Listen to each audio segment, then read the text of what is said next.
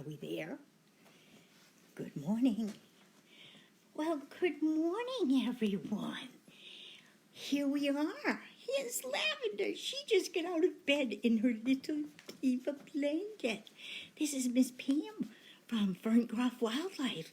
And today we're going to learn more about opossums. Mr. Bill, who do you have? I have Patch. Let us see. Ta-da! Oh, there's Pat. We woke them up this morning. Yes. Oh, did you see Patch? He went, what is that called? Patch did an opossum smile at Lavender. They don't play together, remember? So when they see each other, they smile. Get away from me. Lavender, want to get down? I think there's a little treat over there for you. See if you can find it. Not that way, Lavy. You gotta go the other way. Here, let's see if we can get Lavender to eat a treat in front of you. Oh, here she comes while we do some reminders. Remember that Mr. Bill and I are wildlife rehabilitators, and that means that we rescue, that means we save, we rehab, that means we make healthy, and we release wild animals. Our goal is to always release wild animals. So just a reminder that we give you every time, these are wild animals that are non-releasable because of their injuries. Lavender is saying hello to you. But they're not pets. So you can't be asking Mom and Dad, oh, can I have an opossum for a pet? Nope, you can't. You can't have an opossum for a pet. Because birds need to fly in the sky, fish need to swim in the water, and wildlife needs to run wild. Right, Labby? Yeah, that's right, she says. So just remember that our goal is usually to let wild animals free. Bill, let Patch say good morning. And then we have a special kind of program for today, a little bit different. It's a little different format, and I'm not sure how it's going to work, but we're going to read you a story. Can I have that book right there, Bill? Mm-hmm.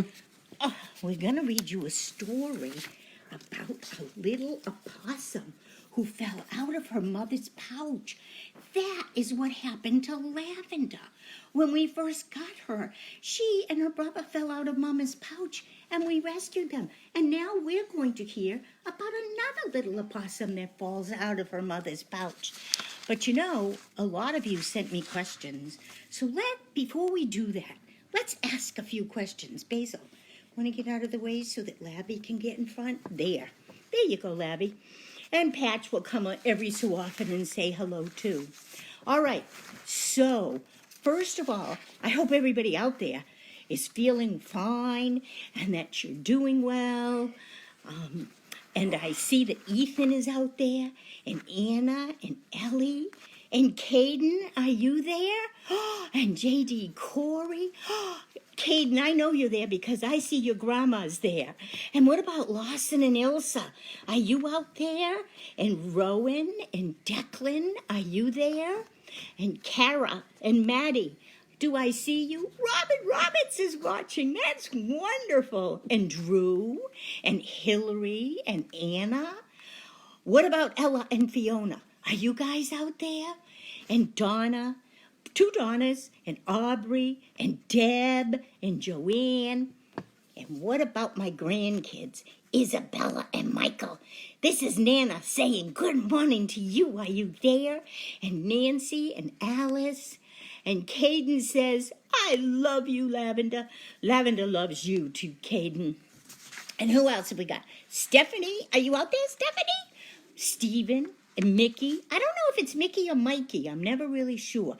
Kenzie, are you watching?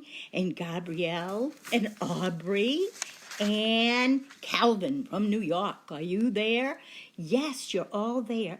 Speaking of where people come from, you know, we're surprised that people from all over the world are watching this. We have the New England states, Connecticut, Massachusetts, Rhode Island, New York, Pennsylvania. We have Ohio, Texas, Illinois, Oklahoma. I have to sing to you guys every time. Virginia, Florida, Colorado, Montana. Montana's a new state. Somebody wrote to me from Montana. My son Matthew Hopper is watching. And Florida and Virginia and the Philippines and the United Kingdom and Mexico and Spain. Holy smoke, somebody just said they're watching with their cat Slim. Beth is watching, and Veronica says, Amanda says she likes your baby. They're from Connecticut. Oh my gosh, so many people. So let's get on to it. Let me answer some of your questions first. A lot of people had questions. I love that. That's how we all learn together. Because sometimes you ask a question, I don't really know the answer, and I have to research it and look it up. And actually, that's very good. Hi, Heather. I'm glad you're there. Maddie wanted to know, do opossums have any enemies, and where do they live? Well, yes, opossums do have enemies. You know, there's things called predator animals and prey animals.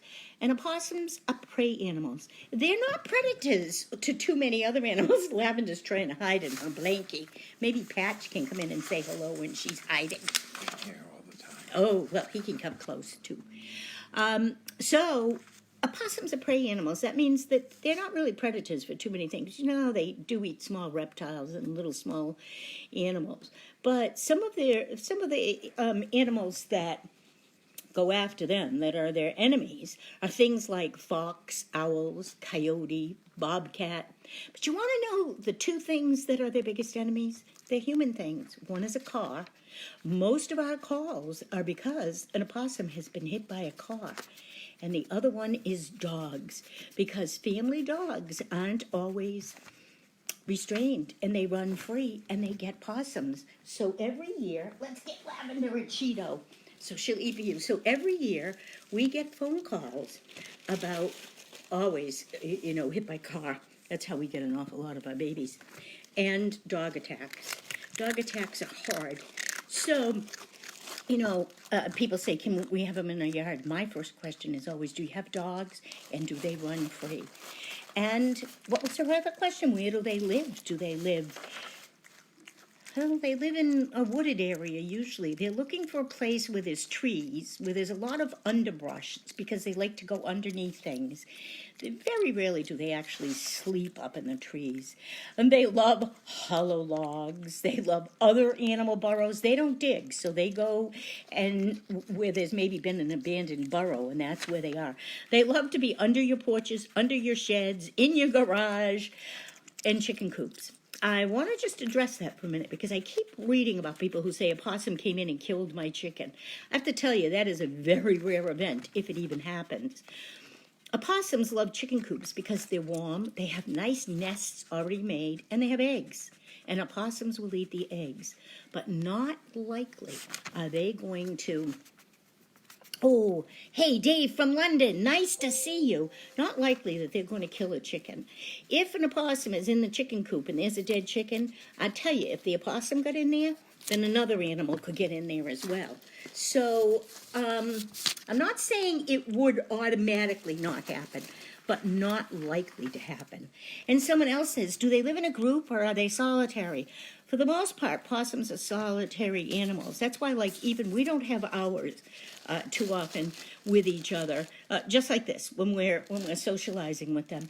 But if you have backyard possums, you very likely will see them sharing food with skunks, and quite often we see feral cats with possums, and litter mates. First year yearlings, we call them, the first year that they were around. Now, we released quite a few on our land this year, and we've had about 6 return. And there's a few of them that just stay together. I know that they're brothers and sisters. Now they're going to begin. In fact, I'm watching them on the night cameras. They're starting, the males are fighting now. So they're going to begin to go off. Opossums tend to live by themselves. Yoga Cat asked me that. Zoe wants to know, do they bite? Well, we always tell you that they're a very passive animal, and they are. But any animal can bite, any animal, especially if they're injured or they feel threatened or you corner them. A cat or a dog will do that, but a possum will. And I tell you something about an opossum. They have 50 very sharp teeth They have more teeth than any little mammal around. And they have big jaws that open up wide. I think you've seen ours do a yawn. So they can clamp down hard with those jaws and those big teeth. Hi, Chantel. So if you got bit by an opossum, you'd know it. It would hurt. You always, always remember to be very careful, and you never just pick up any animal, but certainly never pick up a wild animal. And Zoe said, well, can you train them not to? I'm not sure. I didn't have a really good answer to that, other than I will tell you this. Before we decide to keep an animal as an educational animal, first of all, it has to be non-releasable. And then the next thing we do is we assess its personality. We handle it quite a bit. We see how it reacts to strange noises, us going to pick it up without it knowing, and that's really important. And then the next thing we do, and I think we've talked about this, how we train ambassador animals, is we groom them, we put them in a carrier, we take them for rides, we let the public come in and into our home, our friends and family come in and take a look at them. She may have to use her little box. I don't know, we may have to move her and you give me Patch. So we do things with them to make sure. We use a lot of behavior modification techniques. We use a lot of positive reinforcement. And so we're like Lavender has never even attempted to bite. Neither has Patch. Rudy has. In fact, Rudy snaps and bites. He's bitten Bill. And that's, I think, because he's blind. And we have to be very careful. So can you train them not to bite? My answer to that is I say yes, because we have ambassador animals that we work with all the time, but you might get a different answer from someone else. And Nancy wants to know, how often do we feed the babies? You know the babies are coming. A couple of rehabbers now have them, and we expect that we'll have them in the next week or two, so you'll get to see them. Well, when we first get the babies, and they're very tiny, for the first 24 hours, we feed them every 2 hours, and we give them a flush. They don't get formula. They really get electrolytes because we have to get anything toxic out of there. And then we slowly introduce a formula mixture. And when we do that, once they're stable and they're taking that, we switch it to every 3 hours, and once they're fine with taking enough formula and we're giving it to them full strength, we put them on every 4 hours, and we keep them on every 4 hours for quite a while. Remember that all of this depends on their size, their physical condition, and whether or not they're stable. But between 3 and 4 hours is what we feed them. Once they begin to lap, and that means they're sort of eating on their own, we teach them to do that. And I know that they're lapping well. At first we top off. Then we can feed them just 3 times a day. And when they're adults, like Patch and Labby gets breakfast. And then, oh, look, you can see her pouch. Do you see it? She showed it to us. I tell you that we keep a medical chart on every opossum we have. And we weigh them when they're small every day. We do an intake and an output. We make notes of the color of the urine, what their poop looks like, how much they took, and how much they weigh. It's the only way to really know. And so what we have to do is, if I get in a litter of 7, they all look alike. How can I tell them apart? We color them. We put a color on their ears. So in some of my pictures, you see somebody with a green ear or an orange ear. And that's because we need to keep a chart on them, and we need to make sure that we're charting on the right animal. And I want to say something else, because I'm working with someone now who has a baby opossum that's not a rehabber but can't find a rehabber. And one of the things I remembered that I don't think I've ever mentioned to you is we have to potty the babies. So before we feed them and right after we feed them, we just sort of stimulate a little bit to try to make them pee, because that's what their mama does. You may have seen a cat or a dog do that. And that's very important, because we learn a lot about opossums by the color of their urine or the consistency of their poop. We learn a lot. And so we do that all the time. And that also explains, if you looked at the pictures, we're working in the rehab room getting it ready. I have toilet paper in my cabinet for the possums. I may have to steal it. I don't know. But that's because we potty them, and so we have to have it. And my friend Deb, she does like drive-bys. She'll like drive by, and then I hear a honk, and I get a text that says, your house has been TP'd. And that's because she's left a big package on my back porch. Thanks, Deb. Alan wants to know, what does that yellow mark mean on his chest? Alexa, stop. Do you remember me telling? Bill, can we see Patch? Can we see his chest, do you think? Can try. You might have to get him a little closer. I'm not sure if we can see Patch's chest or not. He has it very, very mild. Yeah. Well, here, I'll take him. You watch her. And I'll take him.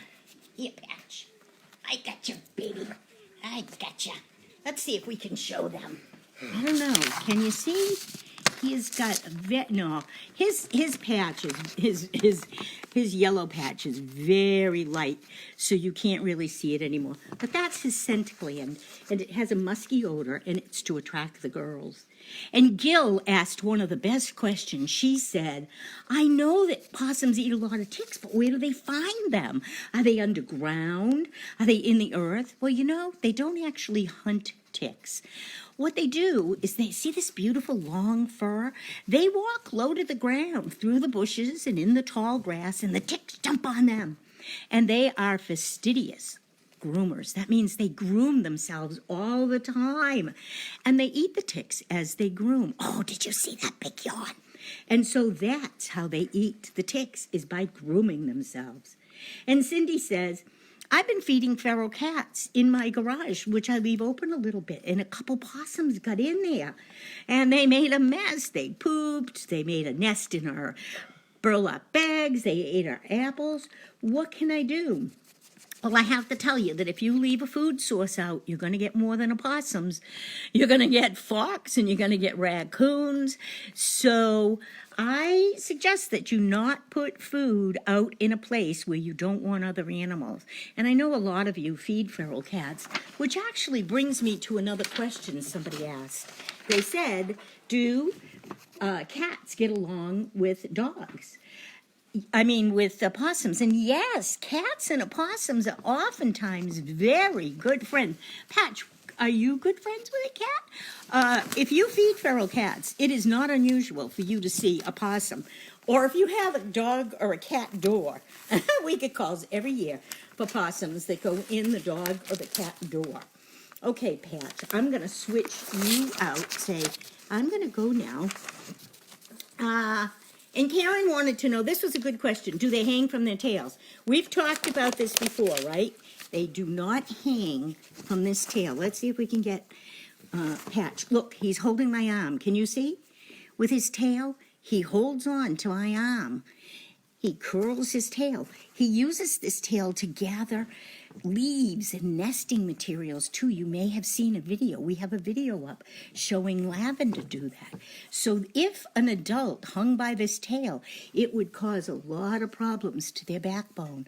When they're little, they might hang by their tail, but when they get big, they use it to hold on, Patch, and they use it to gather materials, and they use it for balance. So those pictures you see of opossums hanging by tails, those are wrong. That's not what they do. Okay, so now that I've done that, I am going to quickly read you a story about a little possum that fell out of her mama's pouch, and I hope you enjoy it. It will take about 10 minutes, just so that you know we've practiced this, and we have the pictures that we're going to put up. And Billy, I'm going to put Patch in his carrier. Sorry, I'm off camera for a minute. Sorry, Patch. That was another good. You're there with her? Yep. Let her say hello. Close up. And I'm going to switch the camera over, and we're going to read about an opossum that might be in your backyard. Let's see if this works. Can you see those pictures clear? Yes? I think you can. Let's see. Nancy says, the opossum that comes to my yard lost part of its tail. How will it gather nesting materials? You know, that's very common, especially with this cold weather, that a frostbite is a big problem. That's one of the things we try to avoid. And people lose their tail. Rudy has lost part of his tail, a big part. If about this much. If they lose too much of their tail, they will have trouble gathering. More than that, they'll have trouble balancing. If they lose too much of their tail, they then become non-releasable. So that's a really good question, Nancy, is we always check their tails. That's how we know if they've survived a winter. Okay, kids, here we go. There is an opossum in my backyard. I wonder if you ever had an opossum in your backyard. Somebody's going to say hello in a few minutes. Look at this, Mama Possum. A little boy looks out the window and he sees a Mama Possum running across the fence. And what's happening? She's got babies. She's got babies up on her, look, up on her back. Do you see those babies? Oh, there. Basil, get out of the way.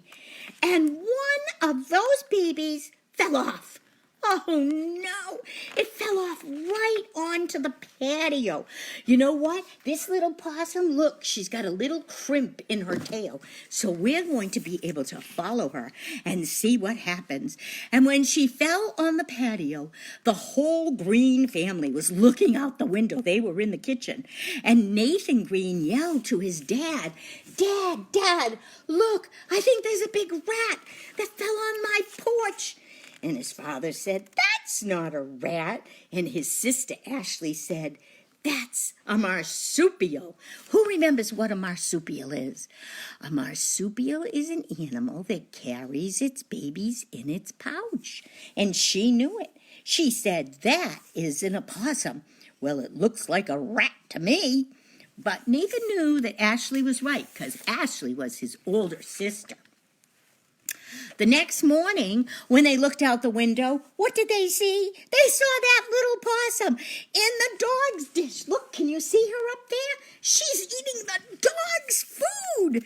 And when they opened the door to let the dog out, guess what happened? Look at that dog. He's barking and growling. And look at the little possum.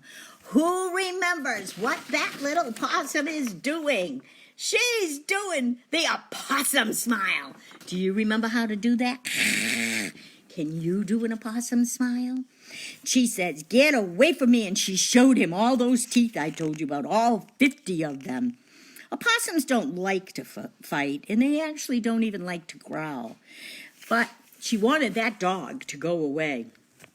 In the meantime, the neighbor's cat was watching, and the cat hissed and barked back at the dog. Look, here comes the cat.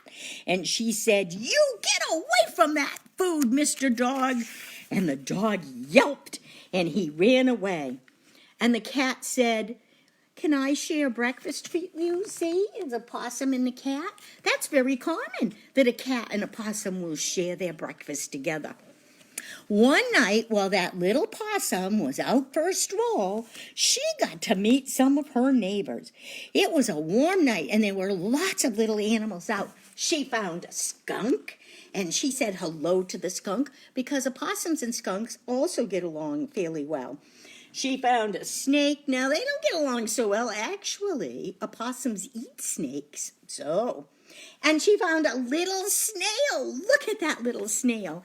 And she said hello to everyone. And then she saw a huge raccoon. Look how big he is compared to her up there. And she saw a little gopher. He's down here. He's coming out of her hole. And the gray cat, look, was there the whole time watching, I think, to make sure that she was safe. You know, almost every night, just before it got dark, that little possum would smell something really good. And it was because Mrs. Green was making dinner. And so she would push and smell. And you know what she found? She found the dog door. Look, I think she made it into the house. Look at the dog's face. He's like, what are you doing? She went right in the little doggy door because she wanted to have some breakfast. Oh, my goodness, that scared the entire Green family. Look, everybody's running. They go some feet. They go some... Look at the dog. The dog is chasing that little opossum. Poor little opossum. It's crazy in that house right now. Look at that. Suddenly, everybody was running. The possum was trying to run away. The dog was trying to catch the possum. Nathan was trying to catch the dog. Ashley was trying to block the doorway. Can you see? Everybody is like crazy in there. And that little possum is running, running, running, running. And where do you think she goes? Oh, no. She's going into Nathan's room, even though Ashley tried to block the doorway. And guess where she ended up? Underneath Nathan's bed. Oh, my goodness. Nathan said, Daddy, she's under my bed. What are we going to do? Well, as soon as things calmed down, Mr. Green got a little shoebox, and he caught her, and he put her in the box. Look, he's putting her in the box. And look, can you see her tail? Her tail is wrapped, just like Patch does, wrapped around his fingers. And do you see the little crinkle in it? That's how we know it's still her. And Mr. Green did the right thing. He brought her back outside to run wild, because that's what you're supposed to do. And they didn't see her for a couple of weeks. But then, a couple of weeks later, she was out in the backyard again looking for something to eat. And her nose smelled something, and she looked, and a raccoon had knocked the lid off the garbage can. See that raccoon up there? And see, he knocked the lid right off, and she smells it. Oh, yum. And the raccoon heard her, and he said, Hey, what are you doing here? This is my garbage can. But Nathan heard what was happening, and he jumped out of bed, and he looked outside, and he saw that raccoon was growling at the possum, and the possum was growling, and he thought, oh my goodness, I have to go out and look. And so he did. He got a flashlight, and he went out and he looked, but when he opened the door, it squeaked, and it scared the raccoon. I don't know if you can see up there. You can just about see that raccoon's tail. And look what the little possum's doing. What is that little possum doing? She's doing our famous possum smile. We love when she does that. And Nathan told her, I'm not going to hurt you. Don't worry. I just wanted to see what was going on. And he went back in the house, and he went back to bed and left the possum to herself. But here's another thing that happened early one morning. She was out again looking for food. I don't know if you can see her very clearly. She's here, and she's going to cross the street. And as she is in the middle of the street, she heard a loud noise, and she was blinded by two very bright lights. She turned and opened her mouth to show her shiny teeth, so she smiled. Do you know what was happening? Is a car was coming down. There's the car, and she's scared, and she's like, oh no, there's a car in the middle of the road. But this was a careful driver. It was actually the newspaper man, and he swerved, and he missed her. And so she was safe, and she ran back to the yard because she wanted to find some food. Look at all the places that she went to find food. Oh, my goodness. She went down over the fence. She went into the bushes. She went into the play yard. She went into the garden. She went under. I bet that's an apple tree, and she's eating apples. And back over the fence. My goodness, she went everywhere looking for food. I want you to think about it for a minute. Think about your backyard, and where do you think that there might be some food? Basil, what do you think? Do you think there might be some food in our backyard? We need a possum. Do you think there might be some food in our backyard? Yes, he says. He knows that there's food for possums in our backyard. So when you go out, maybe today or tomorrow, if you have nice weather, I want you to just kind of walk around your yard and look and say, do I have any fruit trees? Do I have any nice green grass? Do I have places where bugs live? Because that's where possums might live. Hi, Carrie. Nice to see you. You know, you asked if they had any enemies. Lavender, what do you think? Are there any enemies? Yes, we have enemies. And one of the enemies that an opossum has is, let's see if Lavender gets out of the way. Oh, look out, Lavy. I don't know if you can see. Oh, she moved. This is an owl. It's a big owl. You know, that little possum was out there, and she heard a noise, and she felt some wind, and jumped. She jumped just in time, because that owl was trying to catch her. But she didn't let it, and she got away. And the owl actually crashed. Hey, Labby. Hey, Labby, come here. Let's see. Here you go. Here you go. Alexa off. Sorry, that's my I better hurry up warning. Anyway, she got away from that owl. But then the dog heard all the noise out there and came out growling and carrying on and threatened her. This was just too much for that little possum. Look at her over here. What's she doing? Do people know what she's doing? I know what she's doing. Where's Lavender going? Lavender's going to go up on top of the TV. Well, isn't that funny? Lavender says, what is she doing, Mom? She's playing dead. Do you remember how we said that if a possum is really threatened, they just sort of pass out and they play dead? And that's what she's doing. Well, the dog got tired of looking at her, so he went away. So that was it. She saved herself by doing that. She brushed herself off and went on her merry way. But, summer was over. And it was time for Nathan to go back to school. And Nathan and Ashley got all their school stuff ready. You guys are probably homeschooling. And Mr. and Mrs. Green got in the car. It was time to go. So Nathan went in the garage, and there, look, in the little box, he sees the opossum. And he says to her, goodbye, little opossum. I hope I see you tonight. And that little opossum, she just opened one eye. And she looked at him, and she didn't even really give him a big smile. She just kind of smiled at him, and he went away, and she went back to sleep. But when he came home, she wasn't there. Because sometimes they leave for a little while. That's okay. Can you get her out of there? Yeah. She'll come. Yeah, Labby. Oh, let's see if we can get her to come over here. If you would catch her. All right, sorry, Lavender went out. Possums sometimes are gone for a couple of weeks, and you think, oh my gosh, or in the summer, you might not see them at all. But I don't want you to worry too much, because the thing is, if you offer food to an opossum in the winter, you shouldn't do that in the summer, but if you offer food in the winter, they'll remember that. They never forget a food source, and they'll be back. So when Nathan came back, his little opossum was gone. But you know what? The next year, the next spring, look what happened. Look at that. There is an opossum with babies on her back. And what do you think? What's this? This is the little crimp in her tail. His opossum came back. Yes, it did. And it came back with babies. How wonderful is that? So we'll let that possum be free and wild the way it should be. And it remembered where to come for food, and it brought its babies. So we're going to say a little something just as a reminder to you that possums are marsupials. You remember what a marsupial is? Basil, do you remember what a marsupial is?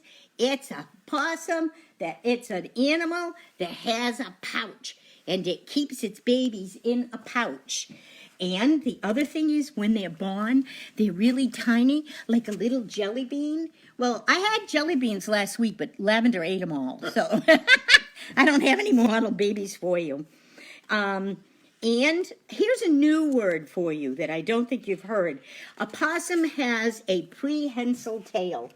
A prehensile means that they have the ability to grasp things with it. And remember that an opossum uses its tail to hold on to things, and it also uses its tail for balance. So that, my friends, is our story about the little possum with the crooked tail that is running free and has babies of her own. I hope that you enjoyed that little story. Let's see if we can turn this camera back around so that we can see Lavender again. We're going to put Lavy down where you can see her. There we go. There's Lavy. And Patch. We'll get Patch to come say goodbye to you as well. And before I say goodbye, there, hi, Lavy. You want to say hi to everybody? Let's see if I can get... This isn't so easy, you know. The camera's there, says Bill. I don't know quite how to... Can you see her? There you go. Okay, there's Lavender. And before I end, I have 2 questions that I saved at the end that I thought were good. Carrie, Mary, Sarah, Janet. A lot of people ask these questions. They said, what can we do outside to help these animals? Well, one thing I want to say to you is that you shouldn't be feeding them now. Certainly not every day. Food sources are coming in, and if they're relying on you for food, you're feeding them every day, you're doing more harm than good. They need to learn how to forage. So now is when they're very active and they're out. So if you leave scraps out every once in a while, that's okay. But don't let them become dependent on you, okay? And the other thing is, what can you plant in your gardens? Possums aren't likely to go into your vegetable gardens. Actually, possums don't like vegetables. But if you want to know like what you might have there that you can have later to put out for them, I always say broccoli, cauliflower, apples. They love apples, squash, pumpkin, those sort of things that they like. Outer leaves, leafy greens, outer leaves of them. They're not going to go in your garden and raid your garden. They're not like a rabbit. But if you have fallen fruit under the trees, they'll come and they'll eat that fallen fruit. And the biggest thing that you can do is if you have dogs, keep your dogs away from them. Either keep your dogs restrained or somehow or other don't attract them into an area where you know the dogs are free-ranging, because dogs really are enemies. And I know people say, my neighbor's dog comes over. You know, I have to tell you that dogs do what dogs do, okay? So you can do your best to try to keep them away. In the winter, and we'll talk about that. We've done it before, but we'll talk about it again, setting up a winter shelter and winter food. And basically what we leave ours is just dry dog kibble. And now I'm still putting food out. A couple of mine are pregnant. I'm not pregnant, they're carrying babies in their pouches. I'm hoping we're going to get some good video for you so I can show you. And about every 3rd day I put out some kibble, just to sort of supplement until they get foraging. But, you know, the worms, the grubs, the snails, they're all out now, so they can be out. And the final question I have comes from Alice. And I loved this question, Alice. And she said, how do you get them ready for release? And how old are they when you release them? And where do you release them? Those are such great questions. Where's Patch? We'd like to say bye to Patch, too. Those are great questions, Alice. In fact, that's a whole program worth of questions. So she tried to bite me. Did you see that? On our next program, we're going to go outside and we're going to look at our pre-release pens, because we actually start getting them ready for release as soon as they begin eating on their own. We start to back off with very little human contact. And then when they're bigger, when they're about 2.5 pounds, we put them down in special pens where there is no human contact, no electricity, no sound, and we make that pen, we decorate it, I guess would be the word, to look like the outside. We put in trees and branches and hollow logs, and we introduce live food. So, and what we want is we want them to not like us. When I go into a pre-release pen and I'm testing, I will open up a nesting box, and if they all smile, I go, okay, they're ready to go. If when I go in and I open up the nesting box, they pop up their head and go, did you bring us an omelet? Then I'm not about to release them because they're not ready to go. So we do things to get them ready. It's an interesting process. I think you'll like to learn about it. So that's what we're going to do next week. All right, I think we've answered pretty much all of our questions. I hope that you enjoyed the book. Let me know if you liked this kind of a format, because we can do it again. I've got lots of great stories. One final reminder. These are wild animals. We have to have special permits to keep these animals. They're not pets, right? So we want to help the wild animals survive, but we don't want to put them in the cage. We want the fish to swim in the water, and we want the birds to fly in the sky, and we want all the little wild animals running in the woods, in the fields, and in your backyard. You can go out and see if you think there's a place for a possum to be looking for food in your backyard. Well, Lavender says, goodbye for now, everyone. Kara and Sari and Sarah, all of you, bye. Have a great day. Now, I'm not sure. Let's see how I shut this.